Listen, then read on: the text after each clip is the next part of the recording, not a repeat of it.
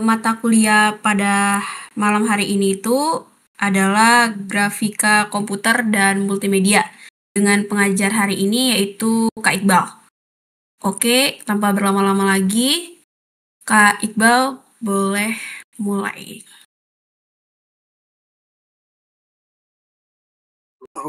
Oke, terima kasih. Suaraku kedengaran jelas nggak ya? Kedengaran, Kak? Oke, thank you, thank you. Oke, selamat malam teman-teman semuanya. Terima kasih udah join di belajar bareng Grafkom di malam hari ini. Sebenarnya kemarin tapi karena ada nobar jadi diundur hari ini meskipun kemarin 6-0 tapi ya udah sih.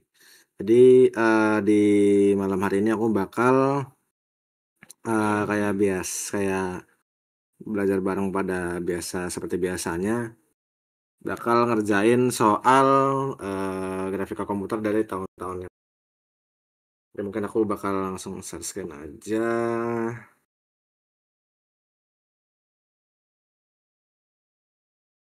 Oke, udah kelihatan belum ya?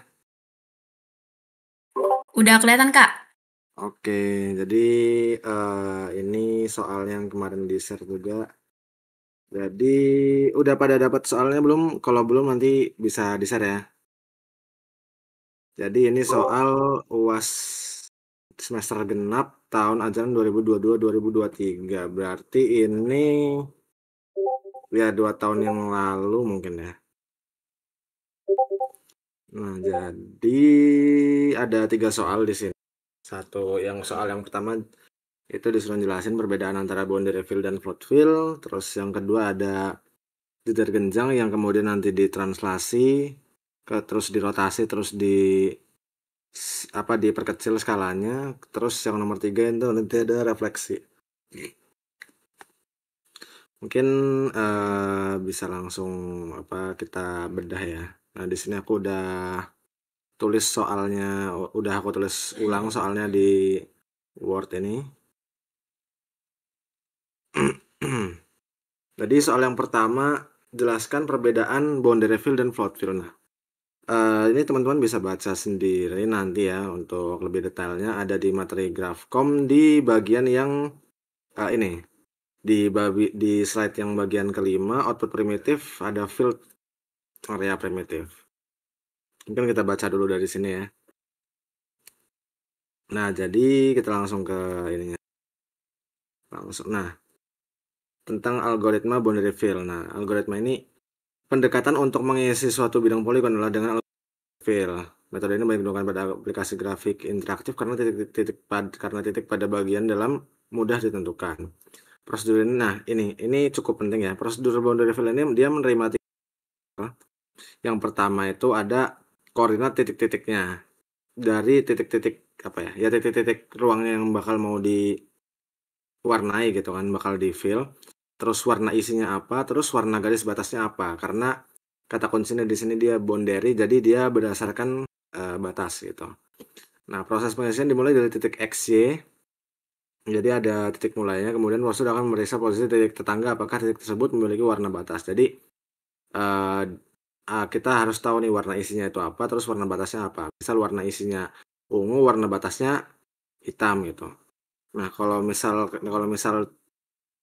apa yang dicek titik tetangga yang dicek itu dia warna titiknya dia bukan warna batas. Nah, dia bakal diisi sama warna isi. Nah, terus nanti dicek terus sampai semuanya itu udah mencapai di warna batas gitu kan. Jadi mungkin kita bisa lihat di yang slide setelahnya. Nah, ini ada beberapa metode ya untuk di boundary fill ini ada yang dia 4 connected, ada yang 8 connected. Jadi kalau 4 connected dia memeriksa 4 tetangganya ini atas kanan kiri bawah. Kalau misal 8 connected dia atas kanan kiri bawah termasuk diagonalnya. Nah, terus untuk ilustrasinya kurang lebih kayak gini. Jadi misal ini titik startnya, warna isinya itu ini gitu kan.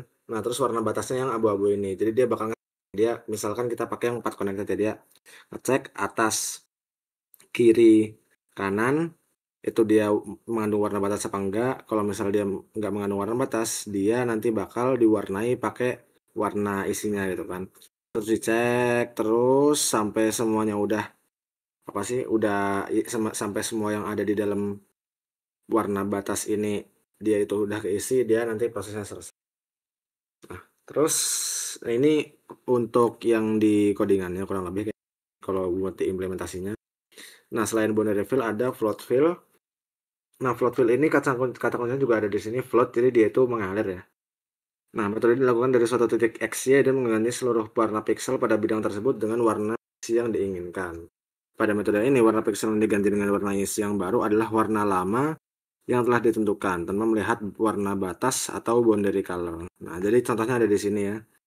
Ini sebelum, terus ini sesudah. Jadi dia gantinya itu berdasarkan warna lama terus diganti warna baru tanpa melihat warna-warna batasnya gitu kan. Kalau misal warna batas kan di sini kan dia nggak ada outline-nya gitu ya, jadi nggak mungkin bisa.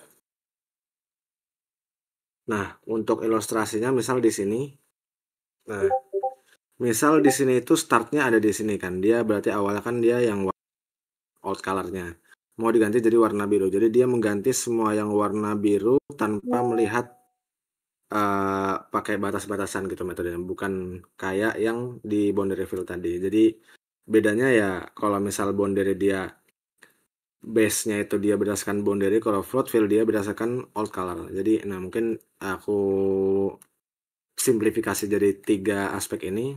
Di aspek tujuan, boundary fill itu dia mengisi area menggunakan warna isi sampai bertemu garis batas atau bertemu titik yang dia itu warnanya adalah warna batas gitu. Sedangkan float fill dia mengisi area dengan mengganti warna yang baru. Terus untuk batas pengisian boundary itu dia dibatasi oleh batas, jadi ada warna garis batas. Sedangkan float fill dia dibatasi selama itu masih warna lama gitu kan. Jadi kalau misal warna lamanya kuning, selama dia masih kuning berarti dia adalah titik yang harus diganti juga. Nah, terus pengecekan warna, kalau boundary fill dia ngecek warna garis batas, kalau float fill dia mengecek warna dari garis lama. Kurang lebih begitu untuk soal yang nomor 1. Kemudian lanjut ke soal yang nomor 2. Nah, di sini dia ada sebuah objek jajar genjang yang koordinatnya A2035, B6035, C7065, dan D3065. Tapi untuk di gambarnya sini nggak ada titik-titik koordinatnya di garisnya, jadi ya kurang lebih emang kayak gini sih.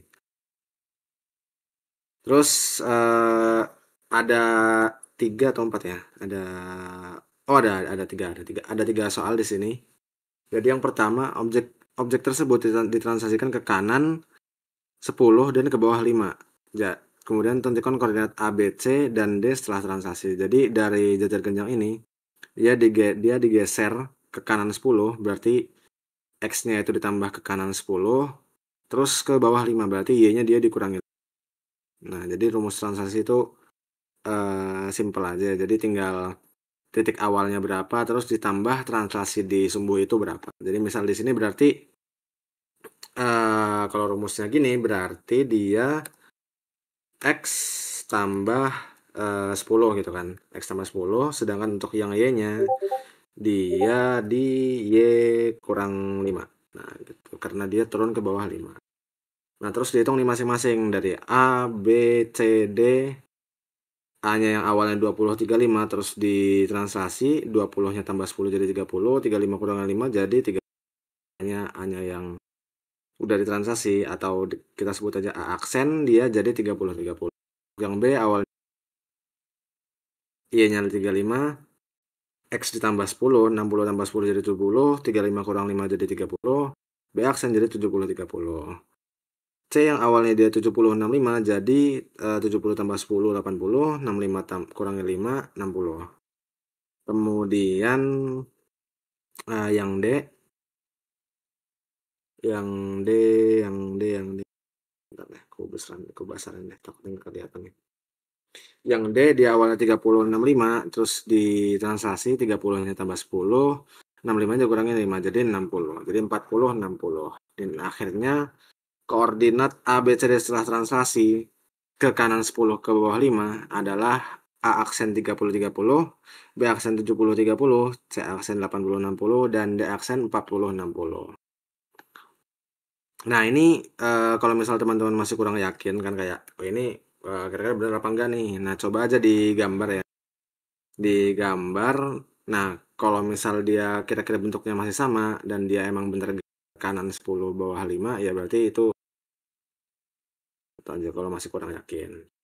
Nah kemudian di soal yang selanjutnya setelah dia ditranslasi jadi ini di soal yang B ini kita titiknya udah nggak pakai titik yang awal lagi ya, kita udah pakai titik yang dia hasil ditranslasi. Setelah ditranslasi kemudian objek dirotasi berlawanan arah jarum jam 30 derajat. Tentukan A, B, C, dan D setelah dirotasi dan gambarkan bentuk objek sesuai dengan posisi. Nah mungkin tadi transaksi aku juga belum buka ya. Kalau misal teman-teman mau lihat yang detailnya bisa dilihat di bagian transformasi dasar ini, dia yang bagian 7 ya. Kalau transaksi masih masih simpel lah, cuma ditambah sama poin transaksinya aja dia berapa. Nah ini cuma transaksi cuma simpel ya. Kemudian masuk ke yang kedua, apa tadi rotasi ya. Nah untuk rotasi ini dia ada ya bisa dibilang ada dua rumus. Rotasi adalah suatu operasi yang menyebabkan objek bergerak berputar pada titik pusat atau pada sumbu putar yang dipilih berdasarkan sudut putar tertentu. Rotasi 2D, suatu objek akan memindahkan objek tersebut berdasarkan garis melingkar. Untuk melakukan rotasi pada bidang XY diperlukan sudut rotasi theta dan titik rotasi atau pivot point di mana objek tersebut dirotasi. Jika rotasi positif, maka arah rotasi berlawanan arah jarum ke sini gitu ya berarti ya. Berlawanan arah jarum jam. Jika sudut rotasi theta negatif, maka rotasi searah jarum jam. Jadi dia ke bawah gini. Jadi dari atas sini ke sini gitu. Nah, terus rumus rotasi ini, nah di sini dia pakai pivot point ya.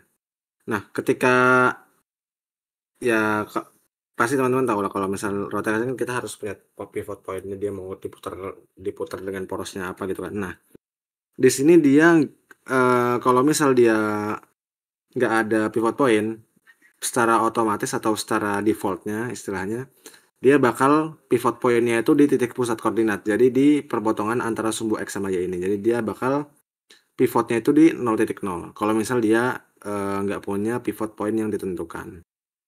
Jadi rumusnya, jadi di sini bisa dilihat ya, jadi dia dari A di titik X Y jadi A aksen di titik X aksen Y aksen, dia itu berrotasi dengan pivot pointnya atau acuannya itu di titik 0, karena pivot pointnya dia nggak ditentukan. Nah untuk rumusnya kurang lebih kayak gini, jadi dia pakai fungsi trigonometri ya. Kalau di soal yang tahun 2023 ini dia ada catatan ini buat rumus-rumus trigonometrinya, sin 30 berapa, cos 30 berapa, tan 30 berapa. Dan di sini dia emang di soalnya 30 derajat gitu. Nah mungkin jaga-jaga juga kalau misal andaikan besok ini ya nggak ada, ya mungkin teman-teman coba bisa inilah bisa coba hafalin, dan mungkin harusnya juga boleh bawa kalkulator sih ya, karena mungkin nanti bisa jadi koma-koma gitu. Nah rumusnya kurang lebih kayak gini. Transformasi dapat dinyatakan dengan X aksen sama dengan R cos. Nah ini apa ya, lupa nih. Jadi ini ya rumusnya awalnya kayak gini, bla bla bla bla bla bla bla bla. Nah terus dengan melakukan substitusi diperoleh rumus transformasi untuk rotasi suatu titik X Y dengan sudut rotasi theta sebagai berikut. Jadi dari rumus yang awalnya ini kemudian disubstitusi pakai ini, akhirnya didapatlah fungsi atau rumus ini gitu. Jadi kita pakai yang ini aja. Jadi X aksen itu sama dengan X dikali cos theta dikurangi Y dikali sin theta. Sedangkan Y aksen itu dia X dikali sin theta ditambah Y dikali cos theta. Gitu. Nah matriksnya kira-kira kayak gini, tapi kayaknya paling pakai rumus yang ini aja deh, nggak usah pakai yang matriks. Nah, jadi kurang lebih hitung-hitungannya. Nah, ini kalau misal pakai pivot point ya. Nah, kalau yang di sini ini ketika dia nggak pakai ketika dia nggak ditentukan pivot pointnya. Jadi dia bakal secara default dia pakai yang di titik 0,0 ini. Nah, kalau misal dia pakai pivot point, nanti bakal ada sedikit perbedaan di rumusnya. Nah, sedikit perbedaannya itu seperti apa? Jadi sebenarnya basicnya sama, tetap tetap ini sama kayak, jadi cuma di bagian ini, di bagian x-nya aja yang diganti. Jadi yang tadinya cuma x sama y, nah di sini yang x-nya itu dia jadi xp plus x min xp, sedangkan y-nya dia diganti jadi y min yp. Jadi xp ini dia titik x pivot point-nya ditambah titik x dikurangi x pivot point. Nah, untuk yang ini berarti dia y dikurangi y pivot point. Jadi basic rumusnya sama, cuma x dan y yang ada di rumus dasar dia diganti sama yang di sini gitu. Jadi ya cukup dihafalkan rumus dasar sama pengganti x-nya aja biar nggak pusing. Nah, untuk contohnya yang di T ini dia ada pivot point-nya semua ya. Jadi, nah ini pivot point berada pada titik tengah objek tersebut. Terus yang ini juga ada nih. Nah, tapi karena di soal ini nggak dijelaskan ya, di mana? Nah, dia di sini kan nggak dijelaskan nih. Dia pivot point ada di mana kan, cuma sudutnya 30 derajat gitu.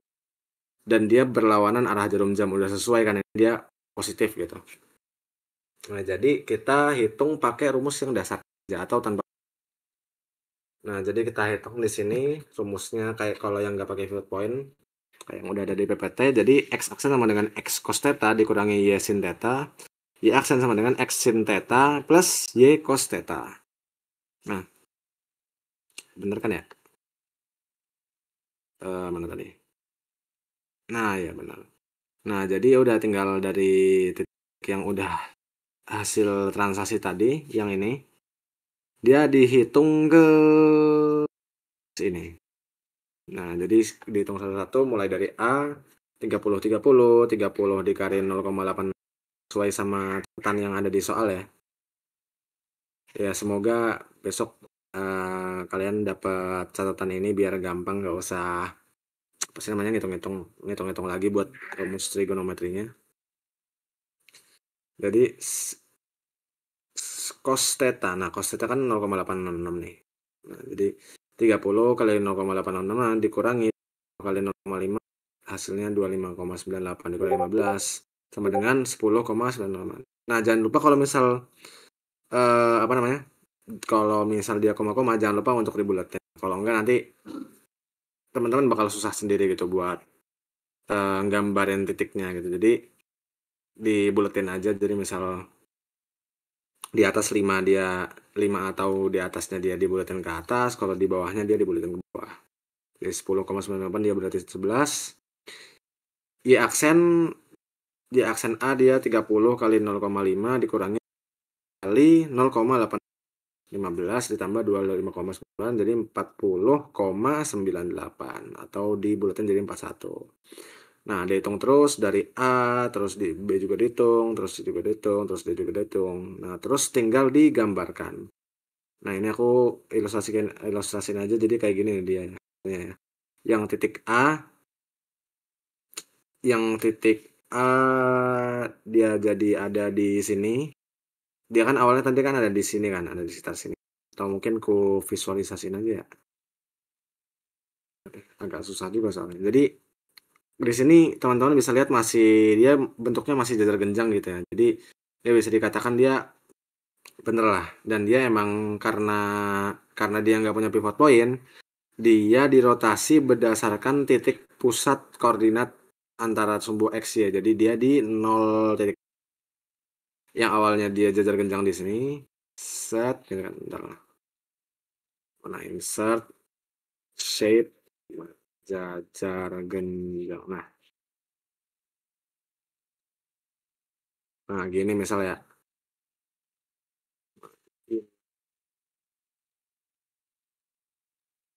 Ini perfect. Nah, yang awalnya dia di sini, gitu kan? Dia terus dirotasi. Nah, tapi kalau di sini kan dia rotasinya kan di punya sendiri ya. Nah, dia dirotasi dengan pivotnya itu dia di sini gitu. Sejauh 30 derajat searah jarum jam.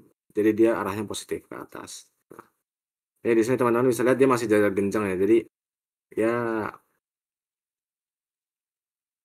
ya berhasil lah gitu. Maksudnya masih kalau kalau ngeceknya kan kurang lebih kan kalau dari gambar kan kelihatan gitu. Kurang lebih gitu untuk yang rotasi. Jadi kalau misalnya dia nggak punya pivot point berarti dia dirotasi berdasarkan di sini gitu. Jadi jangan teman-teman kalau misalnya ntar, wah di gambar kok kok dirotasi kok hasil rotasinya jadi aneh gitu atau nggak di tengah sih. Nah, jadi kalau misal dia nggak ada pivot pointnya, jadi dia bakal dirotasi berdasarkan 0,0 ya, bukan berdasarkan tengah-tengah objeknya gitu.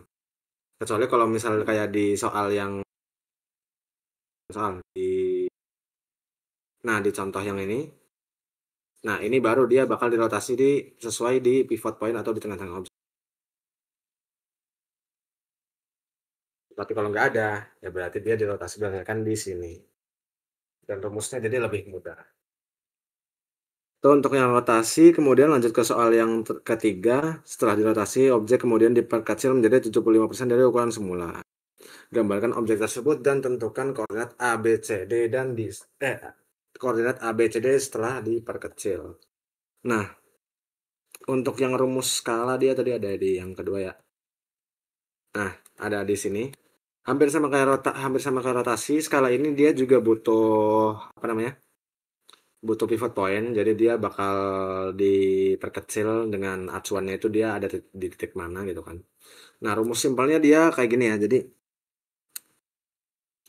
eh, P sama dengan S kali P. Jadi poin atau titik lah itu S dikali P, skala dikali P. Jadi kurang lebih, nah kalau matriksnya dia kayak gini ya. Jadi ini skala dalam dia di sumbu X, kemudian skala dalam dia di sumbu. Tuh, nah scaling factor ini kalau misal di soal berarti yang 75% aja. Nah, jika scaling factor benar lebih besar dari satu, jadi lebih besar dari 100% berarti ya. Berarti objeknya diperbesar, sebaliknya juga nilainya lebih kecil dari satu atau misalnya contohnya 75% ini berarti objek diperkecil. Nah, jika nilai Sx dan Sy sama, maka skala disebut uniform scaling. Artinya proses pembesaran objek atau pengecilan objek seragam. Jika tidak disebut differential scaling. Nah, tapi di soal dia nggak disebut ya kayak untuk per maksudnya dia nggak disebut di skala X dan di sumbu X dan di sumbu Y berapa. Jadi kita asumsikan dia sama gitu. Jadi atau uniform scaling. Nah, terus nah ini untuk contohnya, tapi untuk contoh di sini dia antara sumbu X dia scaling vektornya berbeda ya. Jadi contohnya kayak gini. Dan di sini dia nggak ada pivot point. Jadi sama sama kayak rotasi, semisal dia nggak punya pivot point, dia bakal mengacu ke titik 0,0. Jadi kalau misal teman-teman di sini, dia yang awalnya perseginya di sini, dia dibesarin nanti dia arahnya ke sini. Karena dia acuan titiknya itu ke sini. Tuh. Mungkin kalau teman-teman yang pernah main Corel Draw, terus dia titik senternya dipindah ke sini gitu kan pivot. Teman-teman gedein, nah nanti itu dia kurang lebih kayak gitu. Itu konsepnya juga sama. Nah, ini untuk yang nggak pakai pivot point. Nah, ini dia untuk yang pakai pivot point. Tuh. Eh, oh enggak ada ini titik link. Mana yang pakai pivot point, Mbak? Nah, ini. Beda nih, dia fix point, sorry, bukan bukan pivot point. Tapi kurang lebih dia fungsinya sama juga. Ini kurang lebih ini untuk yang uniform scaling ya. Dia jadi karena di sini dia 0,5 berarti 50%. Nah, dia jadi scaling faktornya sama 0,5, 0, yang titik P dikali 0,5, yang titik P dikali Q dikali 0,5 gitu. Terus nah ini untuk yang pakai fix point ya. Kurang lebih sama. Jadi apa sih? Rumus dasarnya itu sebenarnya sama, tinggal di ininya aja ganti. Hampir-hampir sama kayak di apa namanya? Di rotasi tadi, cuma Ya ya ada perbedaan dikit lah, intinya dia ada yang di sini ada XF dan YF gitu. Ini kan. Tapi rumus dasarnya kurang lebih sama. Nah, seperti kalau misalnya yang ada di soal ini dia sama kayak rotasi, dia juga nggak ada fixed point. Jadi kita pakai rumus dasar biasanya. Nah, di sini kita pakai titik yang udah hasil rotasi tadi ya. Jadi karena dia setelah dirotasi kan. Nah, udah kita tiap titik bakal kita kali dengan scaling faktornya. Jadi setiap titik, jadi misal untuk A berarti 11, 0,75 kali 11 hasilnya 8,25.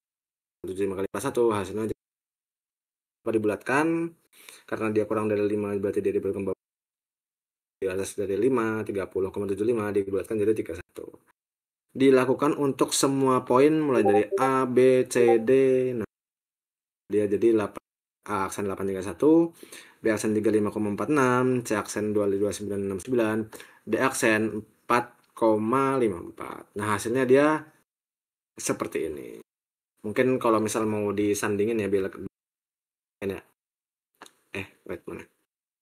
Nah, ini yang hasil rotasi ya. Ini yang hasil apa tadi? Skala. Nah, mungkin kita coba sanding-sandingin biar mungkin agak kelihatan ya. Nah, waduh, sorry. Nah, ini udah maksudnya di ukurannya kurang lebih sama ya, aku potong di setelahnya 100. Nah, ini yang awalnya, ini yang jadi lebih kecil nih. Kelihatan lah ya, dan dia mengecilnya itu dia ke arah titik pusat ini. Karena dia nggak pakai pivot point gitu. Jadi kurang lebih seperti itulah untuk skala. Jadi tinggal di skalanya dikali dengan masing-masing titiknya. Titik di X-nya, titik di Y-nya. Kalau misal uniform scaling dia berarti scaling vektor di X-Y-nya sama. Kalau misal dia ada berbeda berarti vektor di masing-masing sumbu. Begitu untuk soal yang nomor 2, kemudian kita lanjut ke soal 3, dia tentang refleksi ya.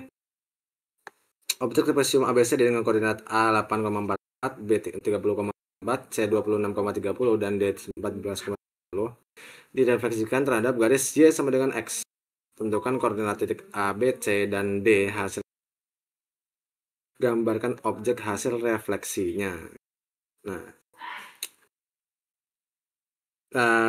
kalau teman-teman mau lihat yang detailnya bisa dilihat di di bagian yang ini transformasi lain ya, di yang nomor 9 ini. Nah, di sini dia ada bermacam-macam refleksi tergantung garisnya. Nah, untuk yang pertama dia ada refleksi berdasarkan X ya. Jadi kalau misal ini simple, X aksen atau hasil refleksinya dia X-nya itu tetap, tinggal yang X-nya dia dijadiin minus. Jadi kalau misal di sini tetap ya untuk di sumbu X-nya, tinggal di Y-nya yang di minus. Jadi yang awalnya dia 3 jadi aduh, gimana nih? Mungkin ini tik ya. Ya, jadi yang awalnya dia di atas, dia di bawah gitu.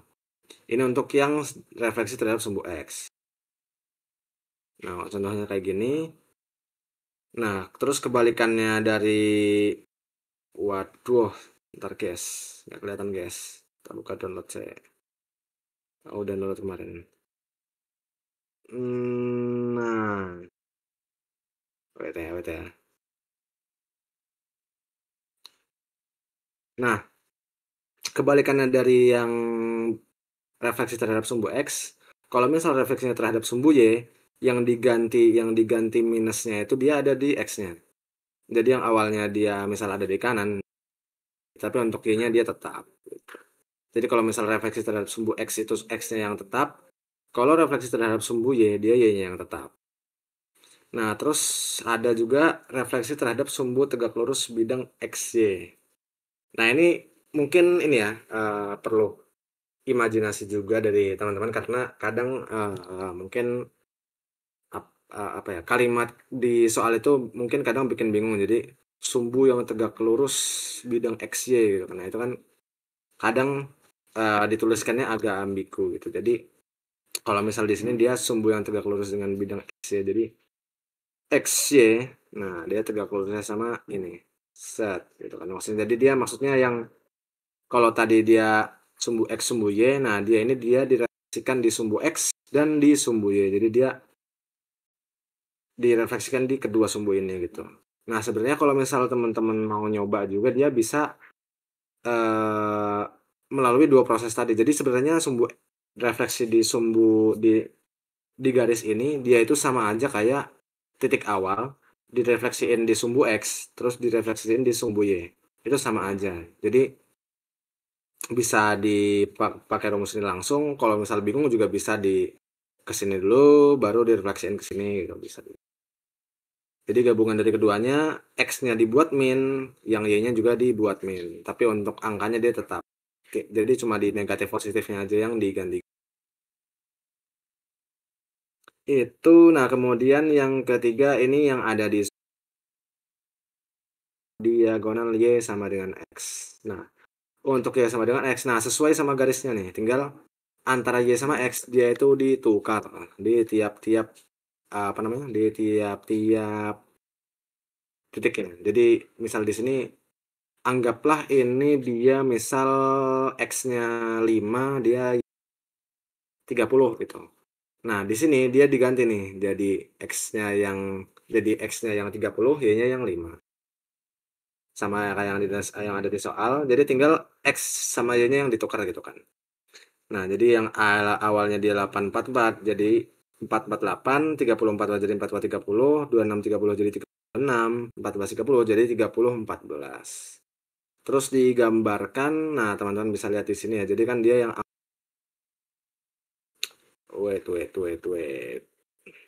Mana tadi? Nah, inilah. Stop. Kan? Beh. Nah, anggap lagi nih.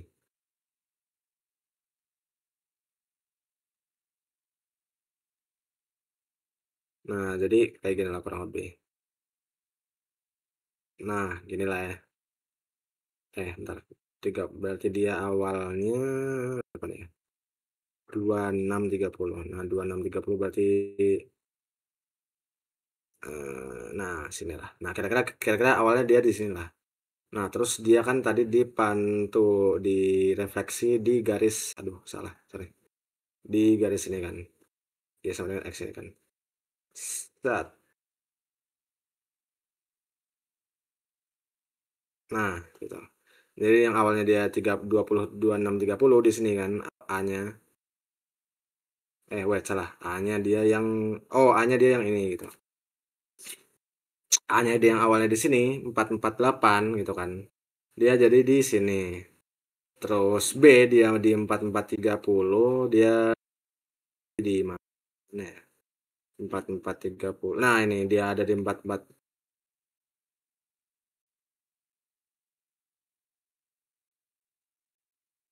A ini kan. Oh, 844. Sorry. Oh iya, berarti dia di sini benar. Di awalnya A-nya di sini, dia jadi di sini.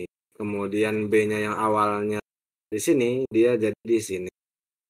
Terus C yang awalnya dia di sini, dia jadi di sini. B-nya yang awalnya dia di sini, dia jadi di sini. Jadi emang dia dipantulkan gitu ya. Jadi kurang lebih seperti itu teman-teman untuk jawaban dari soal UAS 2 tahun lalu cukup simpel dan tidak sulit ya. Jadi apalagi kalau bawa catatan harusnya selama rumusnya lengkap sih aman ya. Jadi kurang lebih kalau dari aku untuk jawaban di soal UAS tahun lalu kayak gitu. Silakan kalau ada teman-teman ada pertanyaan bisa ditanyakan aja. Aku kembalikan ke teman-teman panitia pengurus. Terima kasih.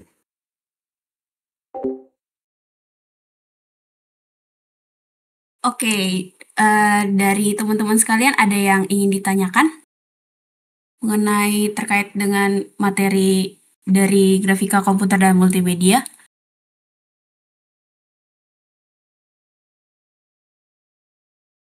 Oh ya mungkin aku tanya dong dari ini.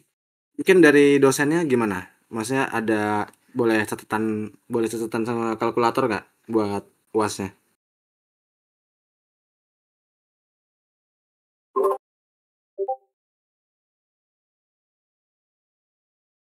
Ada yang jawab nih Kak, katanya aman kalau catatan kalkulator. Oh, ya udah. Kalau kalau aman harusnya aman aja sih, tinggal dicatat poin-poin pentingnya aja sih. Oke, ada yang ingin ditanyakan mungkin?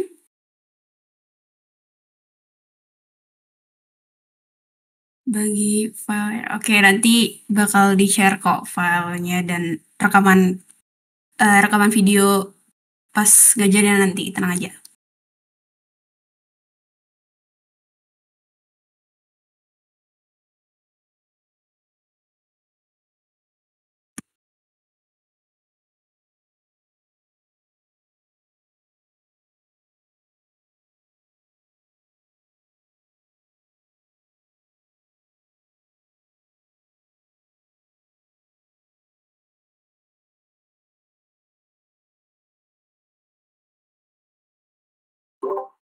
Oke, mungkin nggak ada lagi yang mau bertanya. Jadi mungkin pembelajaran kita pada malam hari ini itu udah selesai. Aku mau ucapin terima kasih banyak banget ke Kak Iqbal yang telah memberikan ilmu pada mata kuliah Grafika Komputer dan Multimedia. Semoga apa yang telah disampaikan dapat bermanfaat dan menambah pemahaman kita semua. Jadi aku mau ucapin sampai jumpa di pertemuan selanjutnya. Tetap semangat dan jaga kesehatan. Selamat malam semuanya. Dadah. Udah boleh live ya. Sama-sama.